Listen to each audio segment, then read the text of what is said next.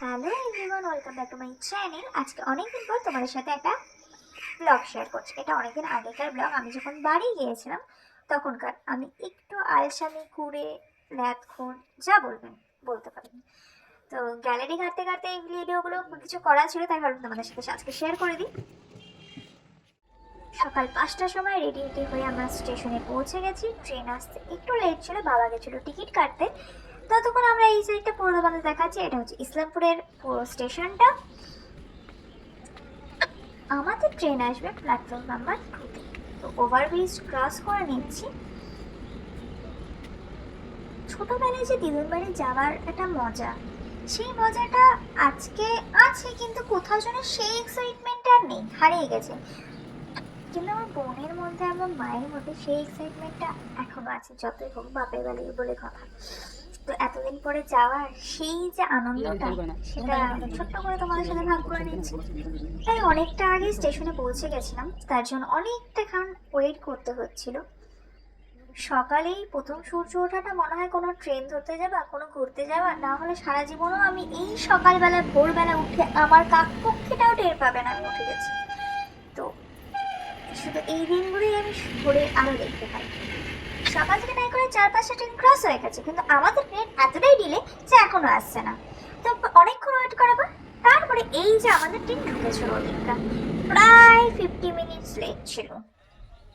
তো আমরা ট্রেনে উঠে সিট পেয়ে গিয়েছিলাম, জেনারেল ক্লাস ছিল, কিন্তু আমাদের 2-3 ঘন্টা জার্নি, তো রিজার্ভেশন তো পসিবল নয়। তো আর আমরা হুট করে প্ল্যান করেছিলাম, তো রিজার্ভেশন পাবো না।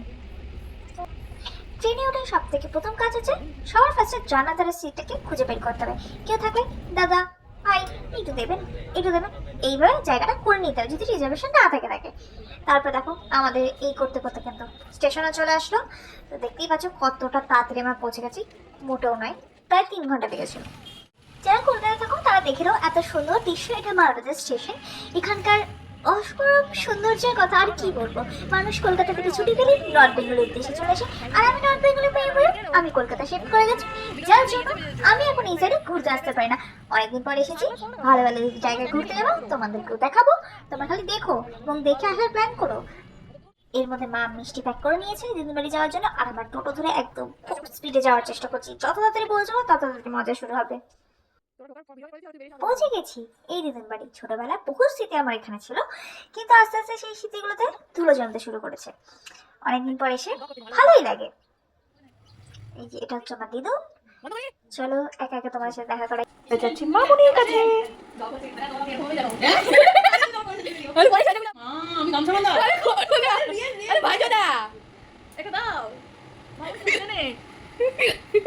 সবাই সকাল ব্রেকফাস্টের জন্য গরম গরম লুচি আর সাথে তরকারি মামনি রেডি করে নিয়েছিল। সাথে ছোট্ট করে তোমাদের সাথে দিদির বাড়ির টুকটা তোমাদের সাথে শেয়ার করছি, যতটুকু পাচ্ছি একটু দেখে নিন। ওই সময় আমাদের যাওয়ার মেন কারণ ছিল আমাদের বছরে কাত্যায়নী দেবীর একদিনই পুজো হয়, বছর বার্ষিক পুজো যেটা বলে সেটা। তো দাদাই চলে যাওয়ার পর থেকে বড় করে হয় না, ছোট্ট করে দিন করে। এই যে দেখো দিদি পালিয়ে গেল, যেহেতু মাথায় কাপড় গামছা বাঁধা ছিল এর জন্য পালিয়ে গেল। তারপরে এই পুজো শুরু হয়ে গেছে, ঘরোয়া পুজো ছোট্ট করে পুজো করে নিয়েছে, ঠিক আছে। মাও রেডি হয়ে পুজো করছে। এদিকে হচ্ছে এটা আমার ছোট মাসি, সে পুজো করতে বসে। তারপরে এদিকে শুরু হয়ে গেল ফটো সেশন।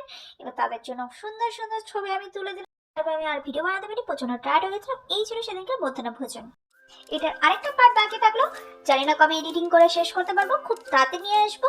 লাইক শেয়ার আর কমেন্ট করতে ভুলো না। টাটা।